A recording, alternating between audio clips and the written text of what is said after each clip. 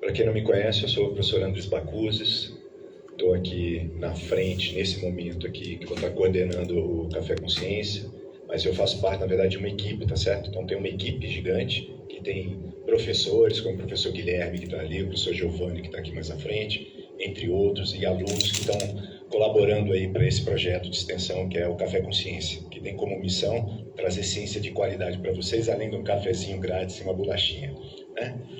Hoje a gente tem o prazer de ter um colega do Instituto que vai estar abrindo aqui para nós o Café Consciência nesse semestre. Ele vai estar comentando sobre um artigo publicado na Nature, dentro de uma linha de pesquisa que ele vem desenvolvendo aqui há alguns anos, há mais de uma década. E para quem não conhece, o professor Ricardo Avelino, ele tem graduação em Ciências Econômicas, é um grande economista. Ele fez Ciências Econômicas na PUC. Depois ele conjuntamente fez a graduação em Física aqui no Instituto de Física da UFG. Aí ele saiu para um doutorado no lado bom da força, que foi a Física lá na Unicamp. E foi trabalhar na Física na Unicamp, né?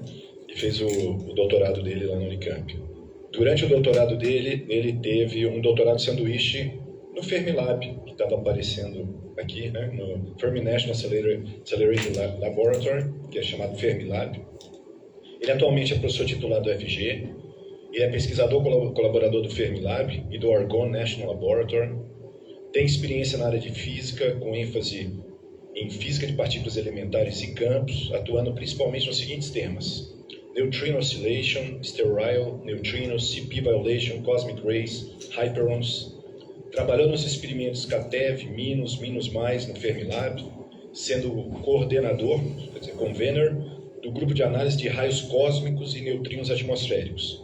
Atualmente trabalha nos experimentos NOVA e DUNE, ambos no Fermilab, e em projetos correlatos que envolvem detecção em argônio líquido, como LAR-IAT e DUNE 35T. Né? Foi membro do painel de neutrinos do ICFA, que é International Committee for Future Accelerators, e membro do CTC da RENAFAI, que é a Rede Nacional de Física de Autoenergias do Ministério de Ciência, Tecnologia e Inovação, do MCTI. Tem mais de 110 trabalhos publicados, mais de 5.400 citações, fator H36, é pesquisador do CNPq, é um grande pesquisador que nós temos aqui no Instituto, e é um prazer tê-lo aqui, Ricardo, para poder estar abrindo aí o nosso Café Consciência. Muito obrigado. Vou passar a palavra para você.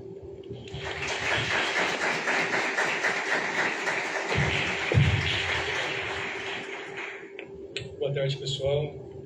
Obrigado pelo convite, a toda a equipe do Café Consciência, né, em nome do professor Andres, do Coleirinhas, do Giovanni, estendendo a toda a equipe. E obrigado pela atenção de vocês, né, pela presença e atenção de vocês. Por essa apresentação também generosa. Eu vou falar sobre uma partícula elementar, os neutrinos, sobre um fenômeno que ocorre com os neutrinos e as implicações que isso tem ao universo, né?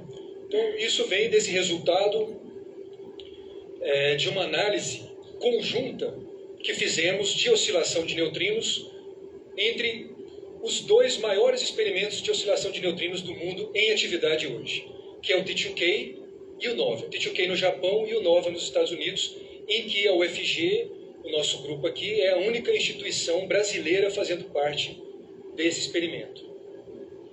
Bom, em geral,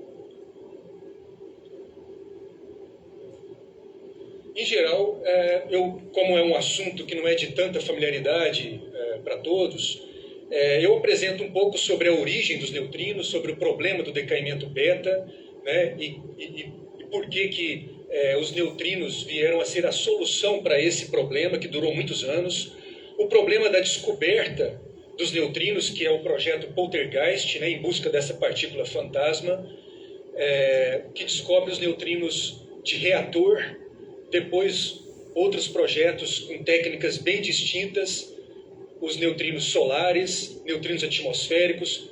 Em geral, eu falo sobre tudo isso aí, mas não vai ser possível falar agora. Agora eu vou me ater a falar sobre poucas propriedades dos neutrinos para a gente poder falar sobre esse fenômeno que é a oscilação de neutrino, uma metamorfose que ocorre com os neutrinos. No sentido mais amplo do termo, claro, porque ele não muda de forma. Ele é uma partícula elementar e, portanto, não tem uma estrutura. Mas no sentido de uma mudança de identidade, mudança do tipo do neutrino. E depois de falar sobre esse fenômeno e o nosso resultado, eu vou falar sobre algumas das implicações que o resultado que estamos obtendo tem para a nossa interpretação do universo. No sentido de entendermos por que existe mais matéria do que antimatéria. Os neutrinos podem ser uma janela para descobrirmos esse efeito, essa assimetria no universo. Bom, veja, esse aqui é o modelo padrão das partículas elementares. Você tem os quarks, são 6 quarks, e os leptons, e, claro, suas antipartículas. Aqui os intermediadores das interações forte, da interação fraca e da interação eletromagnética. Gravitacional não é uma interação que está no escopo da física, do modelo padrão de partículas elementares. E aqui o bóson de Higgs atribuindo massa às partículas. Os neutrinos têm 3 tipos: neutrino eletrônico, muônico e tauônico, cada um deles associado a um lepton carregado, ao lepton eletrônico, ao elétron, muon e o tau. E o que eu vou falar agora para vocês é sobre esse fenômeno de oscilação de neutrinos que permite uma mistura entre os sabores de neutrinos. Algo semelhante ocorre também nos quarks. Os quarks também sofrem desse fenômeno de mudança do sabor e transições entre esses quarks. E como não era de se esperar uma oscilação entre os leptons carregados, e como os neutrinos têm uma seção de choque muito pequena, imaginava-se que não teria nenhuma evidência dessa mistura ou de violação de CP no setor de leptons. Porém, a realidade se mostrou outra, né? Nós temos os 3 sabores, então, que são a forma com que os neutrinos interagem com a matéria. Ele é produzido e ele é detectado, ou seja, ele nasce e ele morre na forma de uma interação com a matéria via interação fraca, seja interação com corrente carregada ou corrente neutra. Isso está bem estabelecido. Mas por conta de ser apenas a interação fraca, a interação que os neutrinos sofrem, a seção de choque dele é muito pequena. É da ordem de 10 a menos 44 centímetros quadrados, ou seja, 20 ordens de grandeza menor do que uma interação, que uma seção de choque típica via interação eletromagnética. 20 ordens de grandeza, não é 20 vezes, né? Muito mais do que isso. E o modelo de oscilação de neutrinos pressupõe que os neutrinos interagem via a interação fraca, mas eles se propagam em outros estados. Bom, a rigor, é uma outra base, poderia inclusive ser a mesma. Poderia muito bem ter uma associação de um neutrino muônico ser exatamente o neutrino 2, por exemplo, e assim por diante. E aí a gente vai ver o que de fato ocorre com os neutrinos.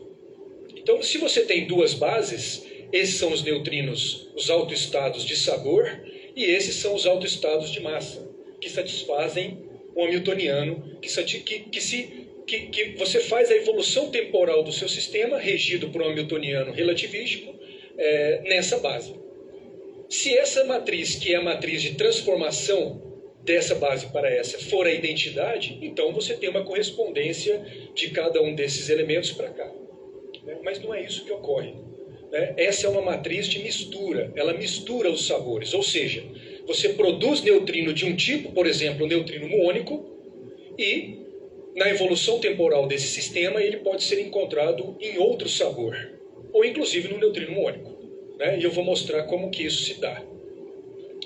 Essa matriz PMNS é uma matriz, portanto, 3x3, de 9 termos, são 9 termos complexos, e eu posso fazer, tal como em mecânica clássica, estava apontando para os alunos hoje mais cedo, uma rotação genérica de corpo rígido, você pode fazer uma parametrização transformando aquilo em 3 rotações em torno de eixos bem estabelecidos.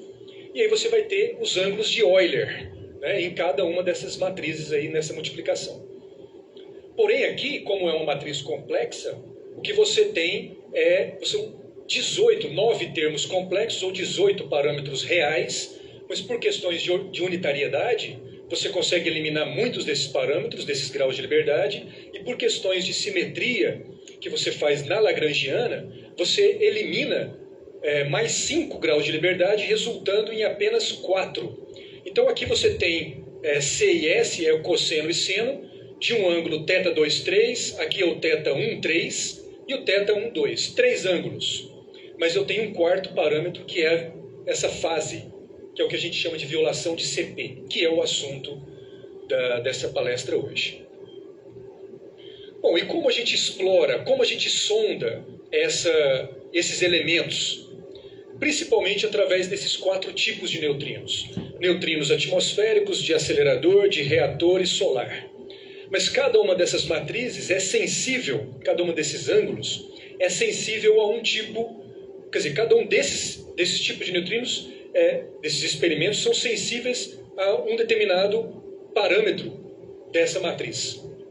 Por exemplo, eu ainda tenho os neutrinos produzidos pela própria Terra e de supernova que corroboram, todos esses tipos de neutrinos corroboram nesse cenário de 3 neutrinos oscilando que eu estou mostrando para vocês.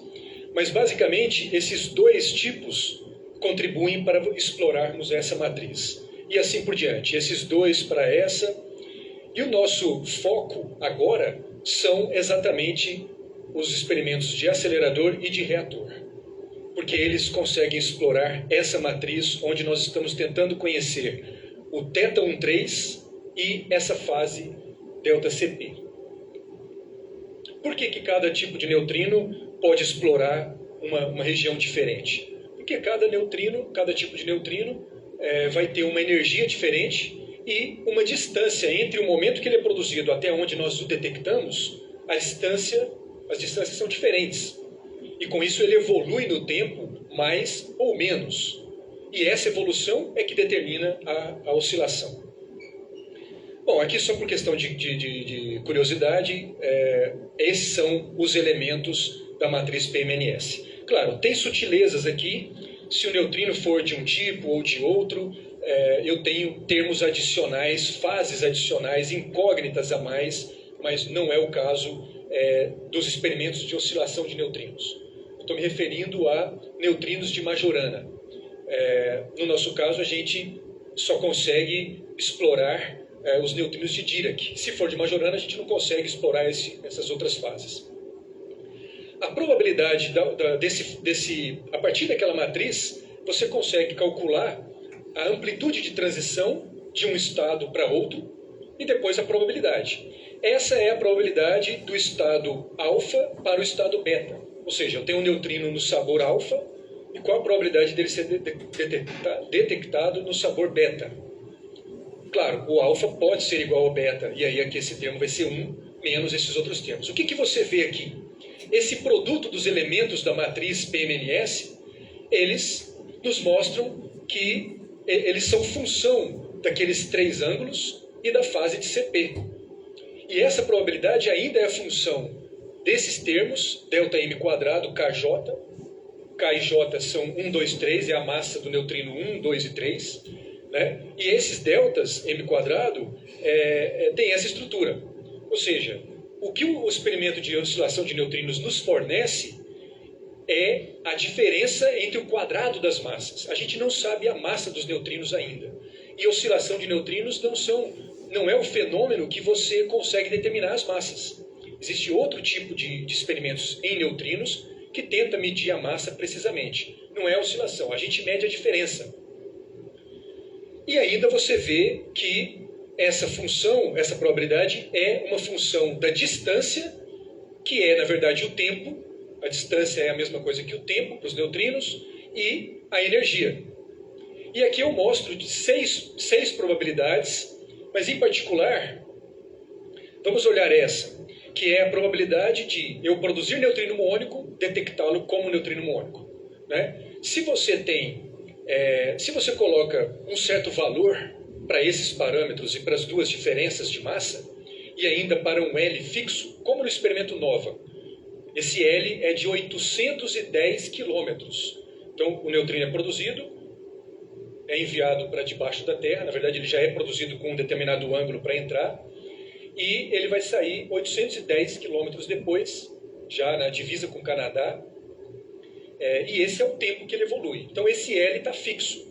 A única coisa que a gente deixa em aberto aqui nessas probabilidades é a energia. Então, você tem a probabilidade em função da energia. Se o seu neutrino tem cerca de 1,6 GeV, ele praticamente todo desaparece. Ele não é encontrado como neutrino muônico, né? Se ele tem um pouco da ordem de 1 GeV, aí todo ele vai estar lá. Então eu tenho um fenômeno que é dependente da energia. E eu posso explorar isso com um espectro de energia diferente, né? E para onde vai esses neutrinos de 1,6 GeV? Para onde ele foi? Bom, aqui você vê a probabilidade do neutrino muônico ir para tauônico. Ele está indo praticamente todo para neutrino tauônico. Mas uma pequena parte está indo para neutrino eletrônico também. Essa escala aqui é menor, então está exagerado, né? Isso aqui é bem pequeno. É isso que nós medimos para determinar aqueles ângulos. Bom, esse cenário ele está sendo medido, observado, sondado, explorado há mais de 20 anos. Então nós conhecemos muitos daqueles ângulos, daqueles parâmetros. Porém, 3 questões em aberto ainda, né, sobrevivem. A primeira delas é qual é a ordem das massas dos neutrinos. O neutrino 3, ele tem uma massa maior do que os outros dois, ou o neutrino 3 tem uma massa menor? A gente não sabe isso ainda. Nessa perspectiva, é o que a gente chama de hierarquia normal. E aqui, hierarquia invertida. A gente não sabe qual é essa ordem. O mesmo problema ocorreu também nos quarks. Mas nos quarks a gente já sabe. Nos neutrinos a gente ainda não sabe. Outro problema, o θ23 ele se mostra muito próximo de 45. Mas não sabemos se ele é igual a 45 ou se é maior ou menor que 45. E isso tem uma implicação, que é quanto de neutrino muônico o neutrino 3 tem. Ele tem quantidades iguais com o neutrino tauônico e, portanto, uma simetria muon-tau, ou ele tem mais neutrino muônico do que tauônico. Enfim, essas duas questões são questões importantes do ponto de vista da física de partículas para se conhecer as propriedades dos neutrinos, mas transcende isso. Porque essas duas questões em aberto, elas introduzem soluções degeneradas nessa outra terceira incógnita, que é: existe violação de CP no setor leptônico ou não? Existe uma preferência por partícula do que antipartícula ou não no setor leptônico? A gente sabe que existe no setor de quarks. Porém, essa violação de CP é muito pequena. E não consegue explicar cosmologicamente por que temos mais matéria do que antimatéria no universo. Agora, se existir violação de CP nos neutrinos, pela abundância dos neutrinos, neutrinos são a partícula de massa mais abundante do universo, né? É da ordem do número de fótons do universo. Fótons tem um pouco mais, né? Mas os neutrinos têm massa pequena, mas têm massa e são muito abundantes. Então, será que isso tem alguma relação, como eu vou mostrar mais adiante? Ou seja, essas duas questões interferem. Elas são questões que estão entrelaçadas. Você vai ver isso nos gráficos que eu vou mostrar a seguir. Bom, então o cenário esse modelo de três neutrinos descrevem os dados ou não? É isso que eu trabalho. Eu trabalho com análise de dados. Então, eu trabalho dentro de experimentos ou fora dos experimentos, mas analisando dados, né? E esse cenário, ele descreve bem os dados? Se descrever, então é o que a gente está fazendo. Nós estamos medindo os ângulos, as diferenças de massa e a violação de CP. Se não, então existe uma nova física. Seja ela neutrino estéreo, o decaimento de neutrinos ou a decoerência de neutrinos. Todos esses 3 exemplos são exemplos de efeitos, né, que distorcem a curva de probabilidade. E se a gente tiver precisão para isso, a gente pode medir esses efeitos, né? E tudo isso, pessoal, é o que a gente faz no nosso grupo aqui. Seja dentro do experimento, seja fenomenologicamente. né, teoricamente, você pode dizer, tá? Nas nossas teses de mestrado, né, doutorado e de iniciação científica. Muito bem, eu vou passar rápido aqui, mas aqui vale dizer o seguinte: esse fenômeno de oscilação de neutrinos, teoricamente, começou com o trabalho do Pontecorvo em 57. A rigor, você pode pensar que é em 58, porque em 57 ele fez uma proposta de oscilação entre partícula e antipartícula, entre neutrino e antineutrino, né? Tal como o Gell-Mann e o Pais tinham feito no setor de quarks, no quark estranho. Então o Pontecorvo fez uma ideia em analogia à oscilação de Kaun's nêutrons. E curiosamente é onde eu fiz meu doutorado. Meu doutorado foi em análise de dados de violação de CP nesse sistema. E depois, né, as coisas levaram para eu de novo estar enfrentando a violação de CP, só que agora em neutrinos. Mas até 2012 a gente não sabia que ia ter violação de CP em neutrinos. Então é algo que é relativamente recente.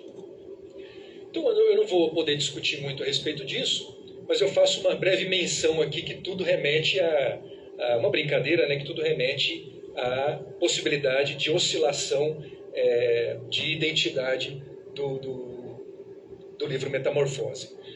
Do ponto de vista experimental, não estou falando sobre as detecções dos neutrinos, e sim sobre a detecção da oscilação de neutrino, que é o déficit de neutrino que se observou nos neutrinos solares.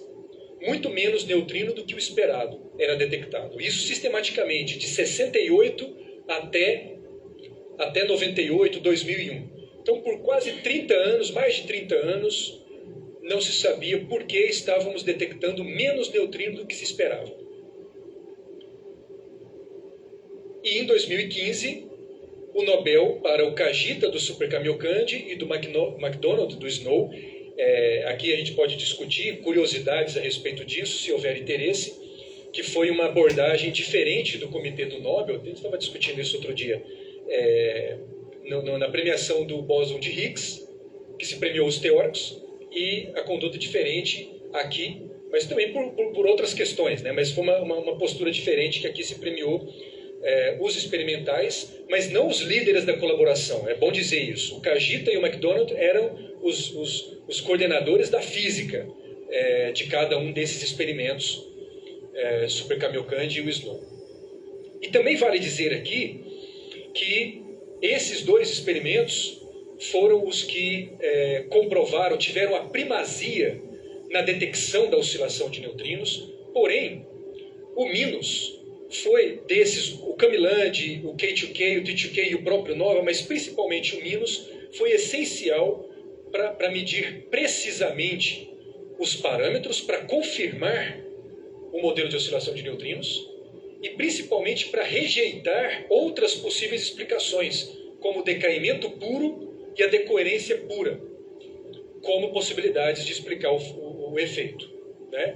E o nosso grupo, que é membro do MINUS desde do seu início, teve um papel importante contribuindo para essa medida. Como é o espírito colaborativo que eu vou evidenciar mais adiante. Bom, esse aqui é o resumo de todos os valores dos ângulos que eu mostrei e das diferenças de massa no modelo de mistura de neutrino organizado pelo PDG nesse review do ano passado.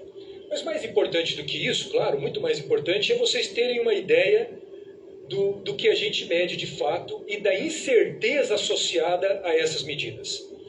Não importa tão somente o valor desses ângulos, mas com que confiança nós temos, né, nesses valores. Qual é a confiança?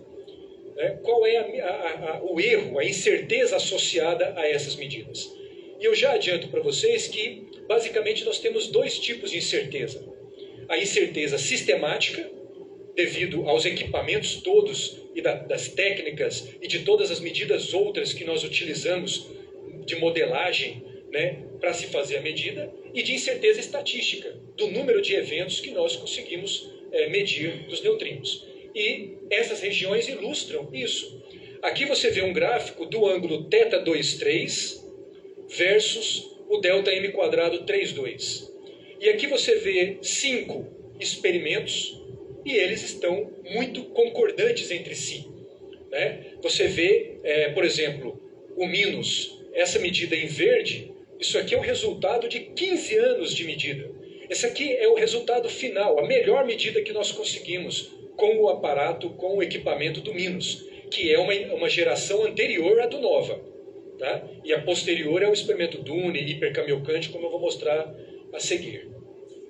Essa em preto é a do Nova e em vermelho era do T2K.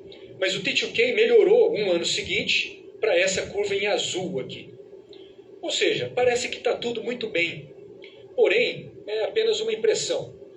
Desde o início, esses dois experimentos, o T2K e o Nova, são conflitantes. Existe uma tensão entre os resultados do T2K e do Nova. Existe um problema, né? E nós somos físicos. Físico gosta, ainda mais desse tipo de problema. Eu ia falar que físico gosta de problema em geral, mas desse tipo de problema, físico gosta, né?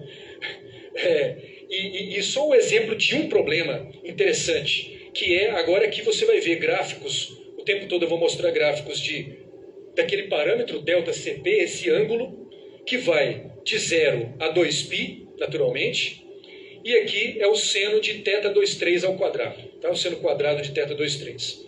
O de cima é supondo a hierarquia normal, o de baixo a hierarquia invertida.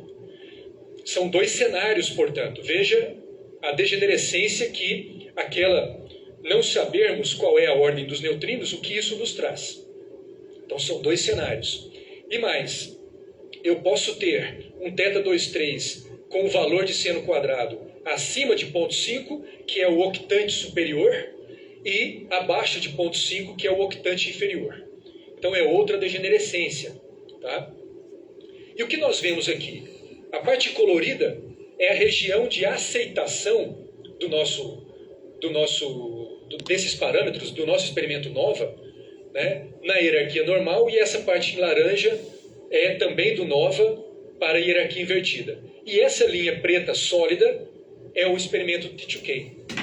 Ou seja, eles são concordantes se a hierarquia é invertida.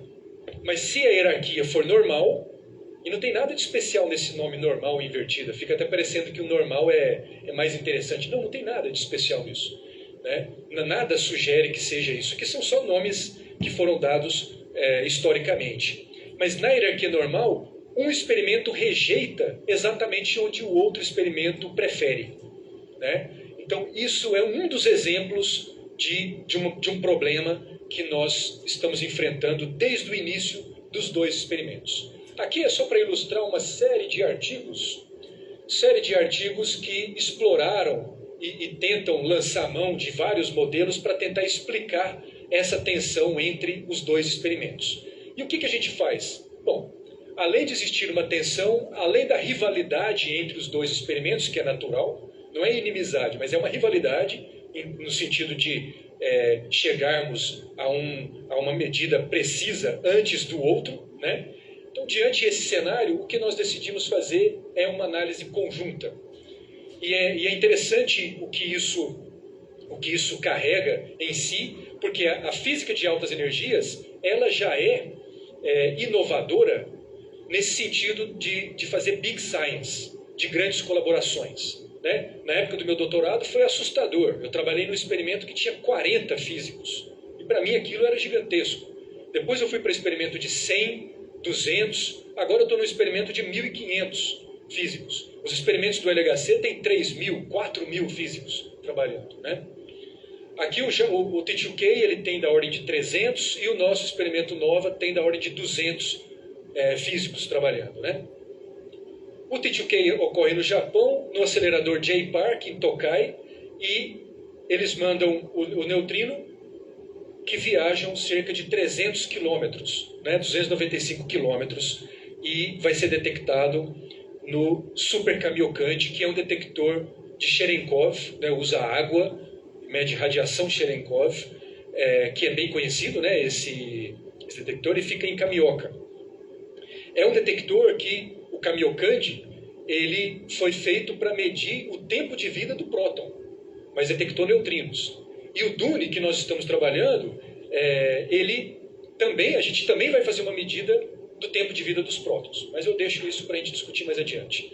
E o experimento NOVA, ele tem 810 quilômetros, que nós permitimos o neutrino de viajar, né? E ele é detectado aqui na divisa com o Canadá. E é um detector que tem uma célula de PVC com óleo mineral e um cintilador. E aí a técnica é de cintilação. Tem uma fibra ótica, né? E essas células que têm mais de 15 metros, uma célula tem 15 metros, isso é colocado num plano com várias dessas células, na vertical, outro na horizontal, outro na vertical, e assim vai, né, montando uma estrutura como esse volume que vocês podem ver. Eu não vou falar muito aqui, mas esses dois experimentos têm energias distintas, e isso faz com que explorem regiões de seção de choque distintas. O que é seção de choque? É a probabilidade do neutrino interagir com a matéria. Mas essa seção de choque depende do canal. Existem diferentes canais. Aqui eu estou ilustrando o quase elástico, o espalhamento inelástico profundo e o espalhamento ressonante. E ainda tem o 2P2H, que é outro que não está contido nesse gráfico, que é outra possibilidade. Por conta dessas diferenças, aqui está na escala log, né? Mas esse espectro azul está aqui. Por conta dessas diferenças, os dois experimentos eles possuem uma sensibilidade distinta entre neutrino e para detectar os neutrinos e uma sensibilidade diferente para medir violação de CP e outras características, como a hierarquia de massa. Agora, essa diferença a gente pode olhar pelo lado da complementaridade entre os dois experimentos. É isso que justifica fazermos uma análise conjunta. Não só a tensão, claro, é um motivo de física, mas eles são complementares entre si. Esse aqui é o primeiro gráfico que a gente coloca nesse paper que publicamos o ano passado, e é um gráfico bem ilustrativo, mas eu vou deixar para a gente discutir em outro momento. Mas basicamente ele mostra que o NOVA ele é bom para determinar, ele é melhor para determinar a hierarquia de massa, e o T2K ele é melhor para determinar a violação de CP. Essa ideia do significado de uma análise conjunta é o que de fato a gente faz no dia a dia, né? É análise de dados. Aqui eu apresento o significado da análise conjunta nos seus vários sentidos e o que isso implica na análise de dados. Porém, eu vou deixar isso para discutir se for do interesse de vocês mais adiante. Aqui eu vou simplesmente colocar que isso fortaleceu em muito o espírito colaborativo, né, que já existe dentro das próprias colaborações, e agora isso foi ampliado entre duas grandes colaborações. E isso, de certa forma, foi pioneiro. Viu? Essa junção de dois experimentos é uma novidade que nós fizemos e que planejamos continuar, né, com trabalhos conjuntos. Aqui a estratégia de análise tanto do T2K quanto do NOVA são levemente distintas, e aqui tem uma consideração importante que cada experimento, esse aqui é o fitter, o código que reconstrói, que calcula o número de eventos, né, faz todo o ajuste comparando com os dados, tudo, do T2K e o nosso. Cada um tem o seu. Como que a gente fez essa análise conjunta? O nosso experimento gerou a curva eu falo entre aspas, né, as superfícies de verossimilhança, que é como se fosse o Q quadrado, pessoal. É a curva de verossimilhança, e a gente fornece para o T2K. E eles fazem o mesmo. Pega a likelihood deles, né, e nos fornece. E aí a gente usa o nosso código com a likelihood deles, com o mesmo conjunto de parâmetros sistemáticos, claro, e temos um resultado. E eles vão ter um resultado e a gente vai comparar. E o resultado é muito rigoroso, a validação disso foi muito rigorosa e mostra a robustez dessa análise. Tá? Uma das coisas, eles utilizavam o Q quadrado, né, e a estatística frequentista, e a gente estava já utilizando Bayesiana. Né? Então a gente teve que entrar num consenso de que tipo de estatística a gente vai considerar. Né? Então, até nisso, a gente precisou discutir muito. Aqui eu vou dar só um exemplo do que a gente de fato faz. Para fazer uma análise conjunta, a gente tem que fazer um tratamento correto das incertezas. Se você pega duas incertezas sistemáticas e faz o tratamento errado, a sua incerteza final, que é o que nos interessa naqueles gráficos que eu estava mostrando, vai dar uma coisa irreal. Né? Então eu tenho que fazer um tratamento correto. Eu não posso considerar incertezas que são correlacionadas e eu tratá-las como se não o fossem, ou o contrário. O tratamento tem que ser correto, né? E isso passa pela modelagem de seção de choque do detector e do fluxo de neutrinos. Né? Aqui, no fluxo e no detector, a gente não esperamos, não tem nada que justifique que as incertezas sistemáticas de um e do outro experimento fossem correlacionadas. Né? Então, não há significativa correlação entre os experimentos para esses dois tipos de modelagem. Mas aqui a coisa muda de figura. Existe uma região de interface da seção de choque de um com o outro. Né? E a gente utiliza a seção de choque e eles também, então aquilo poderia levar em conta ter uma duplicidade de correlações. E para isso, a gente falou, bom, isso aqui a gente vai ter que fazer um estudo rigoroso e investigar. Esse é o tipo de análise que a gente faz, que o físico de neutrinos, quem faz análise de dados, trabalha no dia a dia. Então, um dos exemplos de análise que foi feita é essa que a gente chama de um estudo de pesadelo. A gente gera um cenário artificial irreal, né, que é o fato de existir uma anticorrelação. Por exemplo, a incerteza em um determinado parâmetro vai produzir uma variação num sentido para um experimento e no sentido contrário para o outro. Totalmente irreal. Né? E aí você tem um cenário que dá um viés, um bias na região que você espera, e se você considera totalmente correlacionado ou não correlacionado, aquilo está praticamente o mesmo cenário. Isso fez com que a gente concluísse que a gente pode, isso também ocorre para hierarquia invertida, né? Isso fez com que a gente concluísse que a gente pode fazer um tratamento não levando em conta as correlações de seção de choque, porque isso se mantém se mantém bem robusto para essa estatística que nós utilizamos, que foi até 2020. Se a gente aumentar a estatística, claro, a gente vai fazer um estudo mais profundo novamente. E agora sim, os resultados. Aqui são as medidas de vários experimentos de neutrinos, de reatores, do IceCube, do MinusPlus e do NOVA e do T2K isolados e depois o conjunto desse parâmetro. E você vê que a gente chegou numa medida que tem uma precisão muito alta, né? Ou um erro relativo muito pequeno. Né? Às vezes, traduzindo do inglês para o português, fica uma precisão muito pequena. A precisão muito pequena aqui é no sentido de que a incerteza é muito pequena, a incerteza relativa. Isso para a hierarquia normal e hierarquia invertida. Aqui é outro parâmetro, seno quadrado de 2θ, 1,3, e esse ângulo ele é muito melhor medido nos experimentos de reator. Diabei, Double Show, Reno. Nós também medimos, e eles estão concordantes, né? Porém, a medida boa é do Diabei e do Reno, principalmente. Então, o que nós fizemos aqui, isso aqui é só para ilustrar que a gente vai utilizar um vínculo externo dos reatores. Né? E é uma coisa muito utilizada. A gente utiliza os vínculos externos do setor solar e do setor de reator na nossa medida. Esse é o resultado final que nós publicamos. Vamos interpretar esse resultado. Aqui você vê o ângulo ΔCP. Os japoneses preferiam manter não de 0 a 2π, mas de menos π até mais π, mas você sabe, não faz diferença alguma, para a hierarquia normal e hierarquia invertida. E aqui você tem ΔCP e aqui o seno quadrado de θ23. Tá?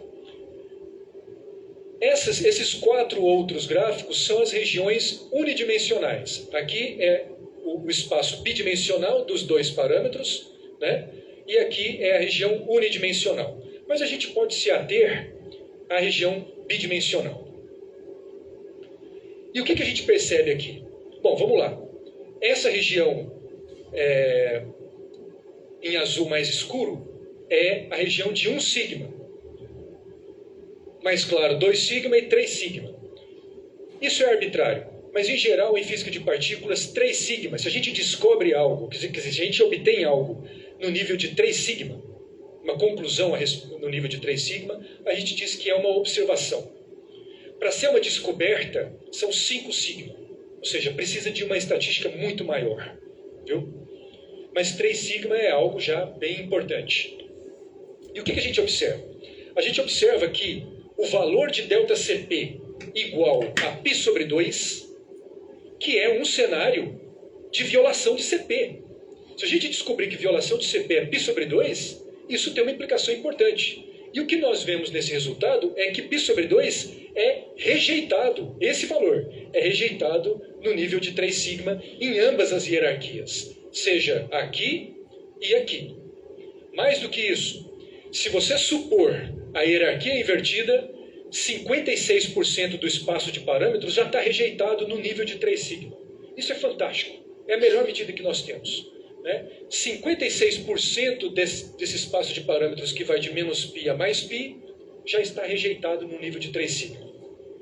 Tá? E mais ainda, os valores de ΔCp, se ele for 0 ou π, significa que Cp é conservado. E a gente não viu violação de Cp.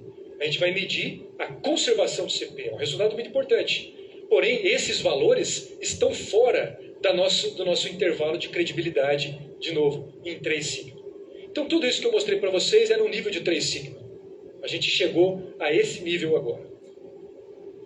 Tá? Então, esses pontos aqui, né, 0 e π, estão fora. Isso mostra evidência de violação de Cp, beleza, no setor leptônico, mas sim, claro, assumindo a hierarquia invertida.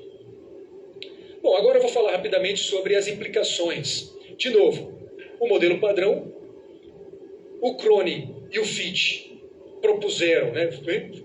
verificaram a proposta que o Gell-Mann e o Pais fizeram teoricamente e detectaram a violação de Cp no setor de quarks, como eu já disse. Porém, isso não consegue explicar na escala cosmológica a assimetria entre matéria e antimatéria.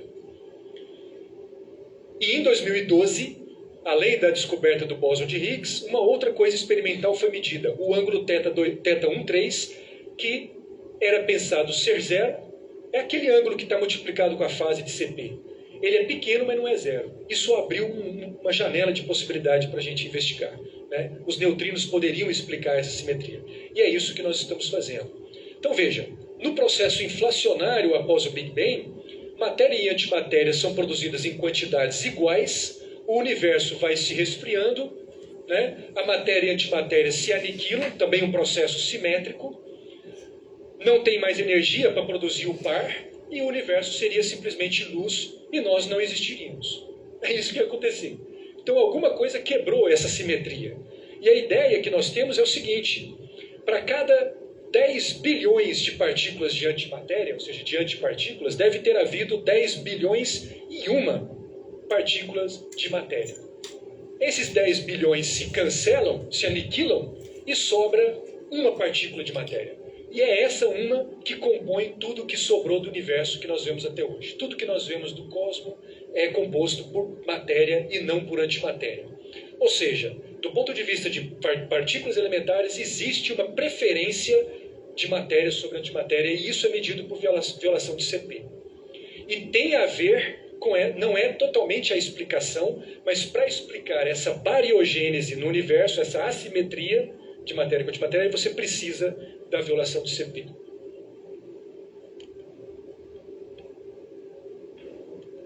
Então, o que eu estou mostrando para vocês é o resultado do NOVA e do T2K, e a próxima geração de experimentos é o Hyper-Kamiokande e o DUNE, que vão medir, aí sim, esperamos chegar no nível de 5 sigma. Aqui só para mostrar os 4 prêmios Nobel em neutrinos, né, o neutrino muônico, a detecção do próprio neutrino, aqui o neutrino cósmico, né, e aqui a oscilação de neutrinos.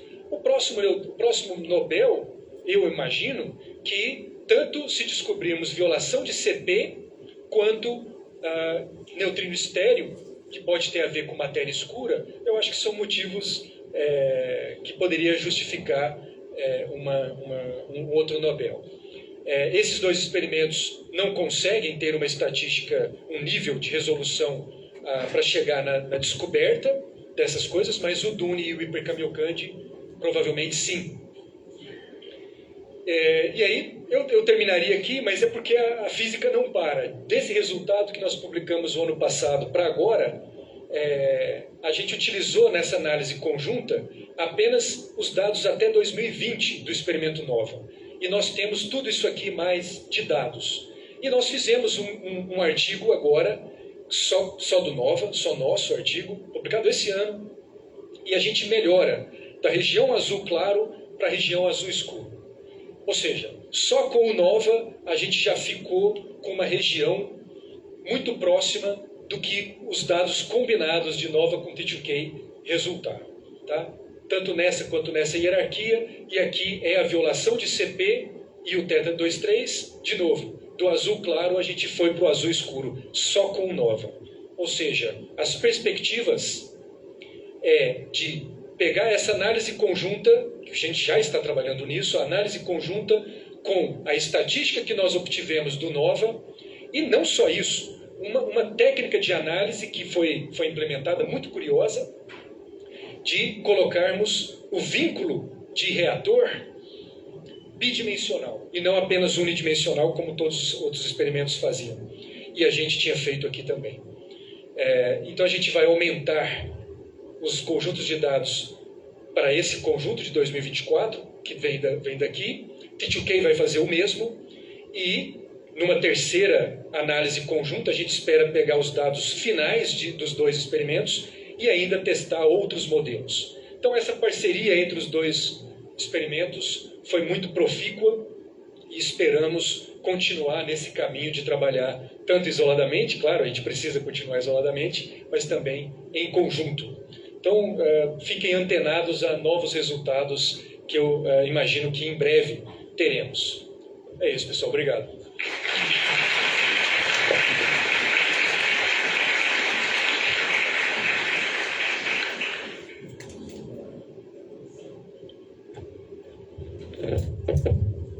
Obrigado, professor Ricardo, pela excelente palestra. Agora vem a parte mais legal, pelo menos é que a gente acha mais legal no Café com Ciência, que é a participação de vocês. É por isso que a gente tenta pedir para os palestrantes para estar numa janelinha de tempo. Então agora, para quem não conhece, é quando a gente abre as perguntas e espera uma participação super ativa de todos vocês, não só os professores, mas também os discentes. Por favor, quem tem perguntas?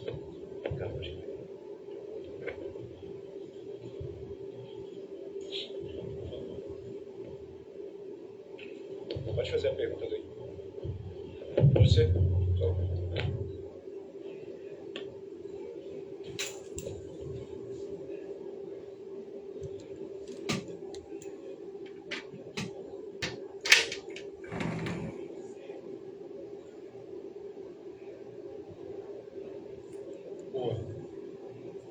Boa. Em 89, o CERN, um dos experimentos do CERN, mediu com precisão que existem 3 sabores apenas. Só 3 sabores. Né? Ou seja, vai ser um neutrino, o tipo eletrônico de leptons. Né? O elétron, 1 e tal. Não existe um quarto lepton. Não existe, portanto, nenhum quarto neutrino. Só existem 3. Então, se existir um outro neutrino, tem que ser um neutrino que não tem nenhum sabor. Ele não interage via interação fraca. Ele interagiria via o quê? Só interação gravitacional. Ele não interage com a matéria. Né? Não interagiria de forma nenhuma. A isso nós atribuímos o nome de neutrino estéreo. Então, no lugar de ser 3 neutrinos de sabor e 3 neutrinos de massa, nós teríamos mais um. É o modelo 3 mais 1 que nós chamamos. Né? São, então, 4 neutrinos, os 3 de sabor e o estéreo, e 4 neutrinos de massa. E nós temos buscado isso com muita força. Por quê?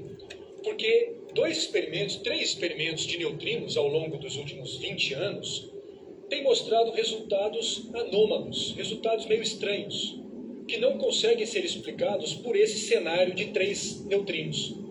E aí lançou-se mão de haver um 4º neutrino, que seria um neutrino estéreo.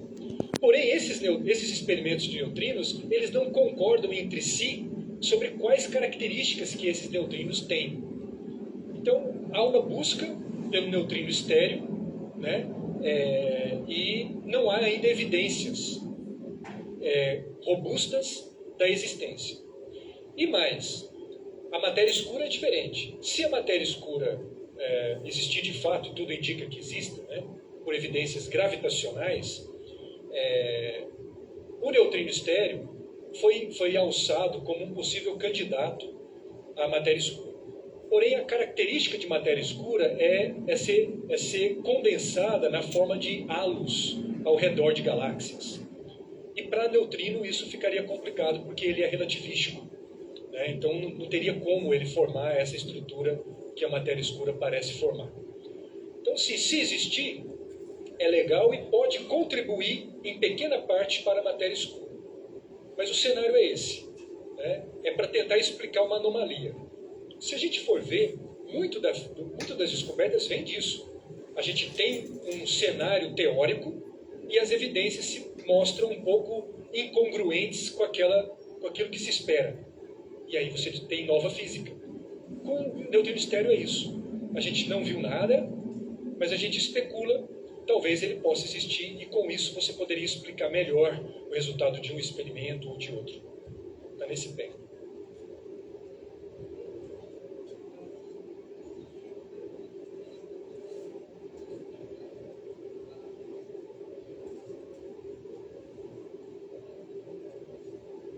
Eu não sei te dizer a respeito desse experimento, não sei te dizer. Se tem a ver.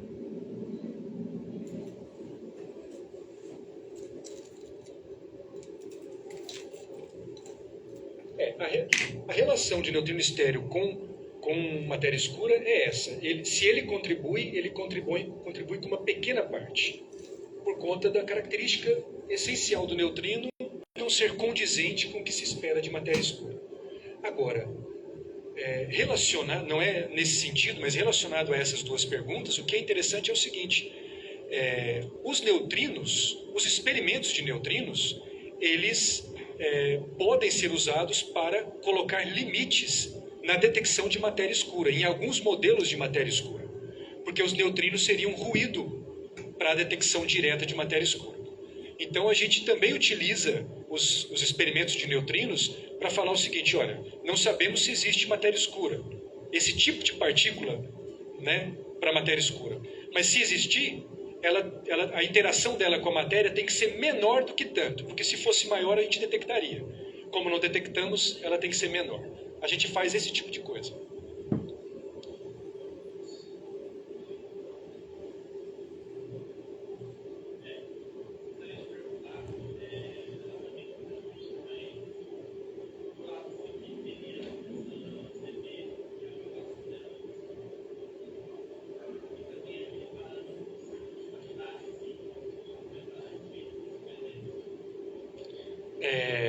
A sua pergunta sobre CP, o que...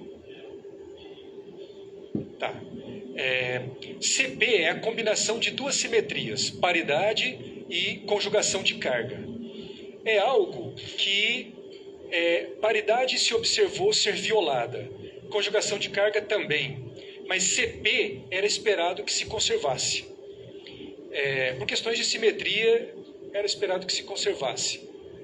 Mas em 56, o Gell-Mann e o Pais propõem a possibilidade de um determinado sistema físico, que é dos kaons. Kaon é um meson. Meson é como o pion, né? Só que é um quark up com um quark estranho, um antiquark estranho. E esse sistema é tão interessante que a partícula K0, ele pode se transformar na sua própria antipartícula, anti-K0, K0 barra. Não é violado isso, né? Ele é permitido. E isso levou-se à descoberta da violação de CP no setor de quarks, né? Aí o que eu mencionei é que o valor da violação de CP nos quarks ela é muito pequena. Não dá para explicar na escala cosmológica essa assimetria, né? E nos neutrinos a gente não sabe, né? E esse trabalho é uma das primeiras medidas importantes para nos levar à possibilidade de que exista essa violação de CP em neutrinos. Agora, se existir, não é que a gente explicou a assimetria de matéria e antimatéria do universo, né? É uma das condições necessárias para haver essa assimetria é a existência de violação de CP. Então é um caminho, é uma pontinha nesse caminho, né? Sobre um sigma, a gente tem, grosso modo, nos intervalos de credibilidade, a gente tem que a interpretação bayesiana, da estatística de Bayes. A gente tem confiança de que você tem 68% de probabilidade da sua medida estar contida naquela região, de um sigma, né? 2 sigma já aumenta isso, 3 sigma já vai para 99%, né? 90 e tantos por cento de confiança de que está ali. Porém, isso junta incertezas estatísticas e sistemáticas e, por vezes, experimentos desse tipo já mostraram que a realidade, às vezes, é diferente do que está se medindo, né? E, às vezes, você tem um valor fora desse tipo de região. É pouco provável, mas pode acontecer. Por isso, a gente coloca que, para ser uma descoberta, tem que ser 5 sigma, que aí é 99,99% de confiança de que vai estar ali, né? Tem que tomar um pouco de cuidado quando você sai da estatística frequentista e vai para a bayesiana. Na frequentista eu não poderia dizer isso. Na bayesiana eu vou gerar uma probabilidade posterior, que aí eu posso dar essa interpretação que eu falei agora, né? Mas é isso. Então, quanto mais preciso for a região, se eu vou colocar 5 sigma e um determinado valor está fora, aí eu posso falar que eu rejeito aquele valor significativamente. No nosso caso, a gente rejeita com 3 sigma apenas.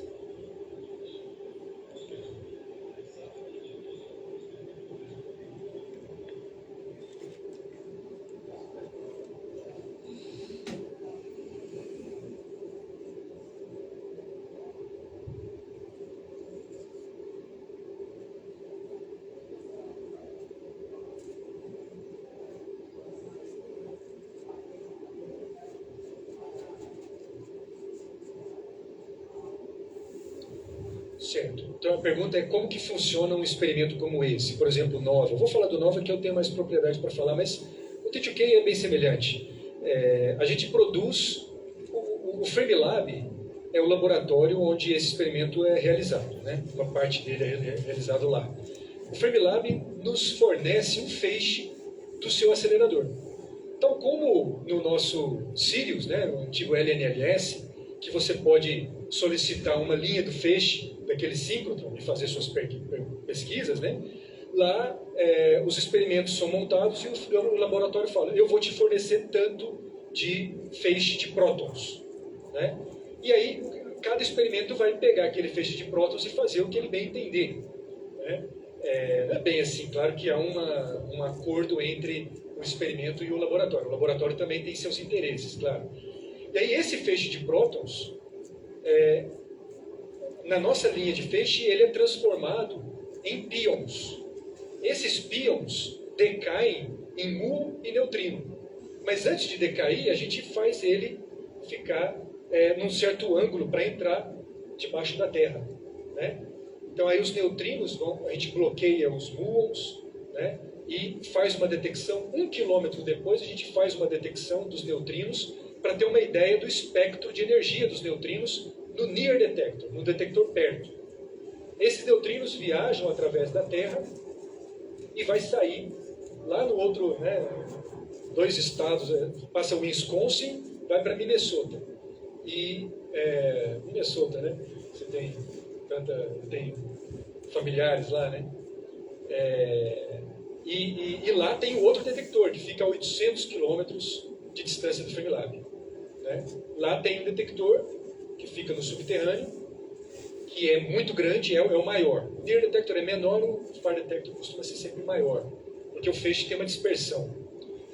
E como que é a interação do neutrino? O neutrino ele vai interagir ou na rocha antes do detector ou no próprio detector.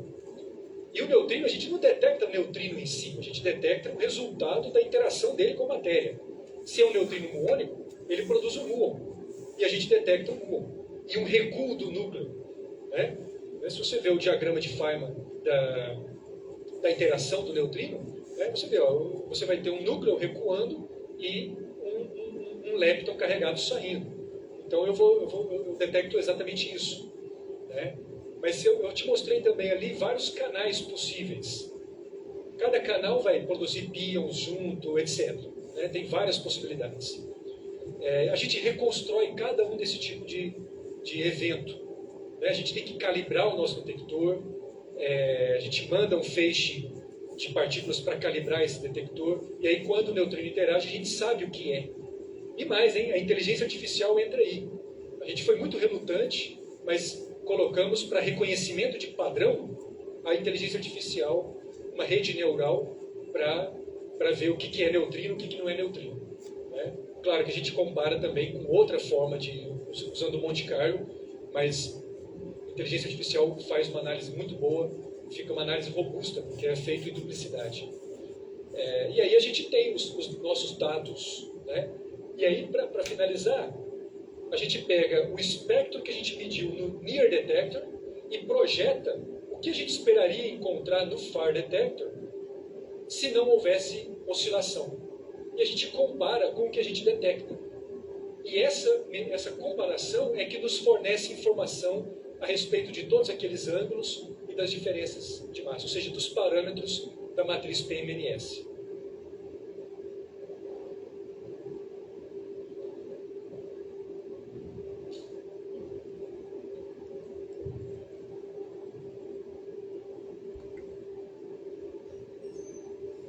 Diferença entre neutrino de Dirac e neutrino de Majorana. O neutrino de Majorana, a ideia é que ele é a própria antipartícula.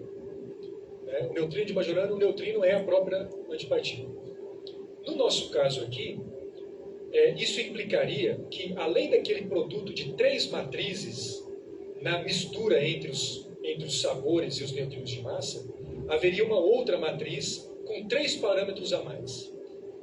E esses parâmetros a mais, eles vão dar uma ressignificação no que a gente está interpretando a respeito da violação de CP. Né? Agora, a gente não tem, esse tipo de experimento nosso, de oscilação de neutrinos, não é capaz de distinguir entre neutrino de Dirac, onde partícula e antipartícula são estados separados, dessa possibilidade de haver essa neutrino e antineutrino como o mesmo estado. Então, para nosso propósito aqui, é uma questão que transcende o que a gente pode chegar. Né?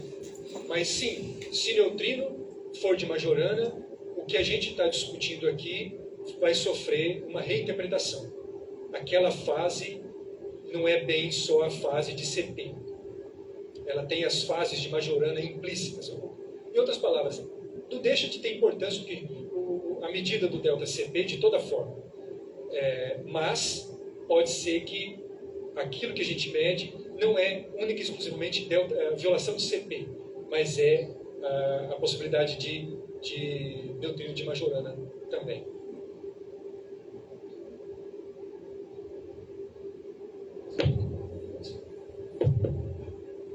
Bom, pessoal, nós estamos começando o Café com Ciência, nós estamos tentando manter o padrão para acabar 2, para vocês poderem ir para a aula e etc. Né? Então, eu gostaria, em nome de toda a equipe do Café com Ciência, agradecer novamente ao professor Ricardo pela excelente palestra.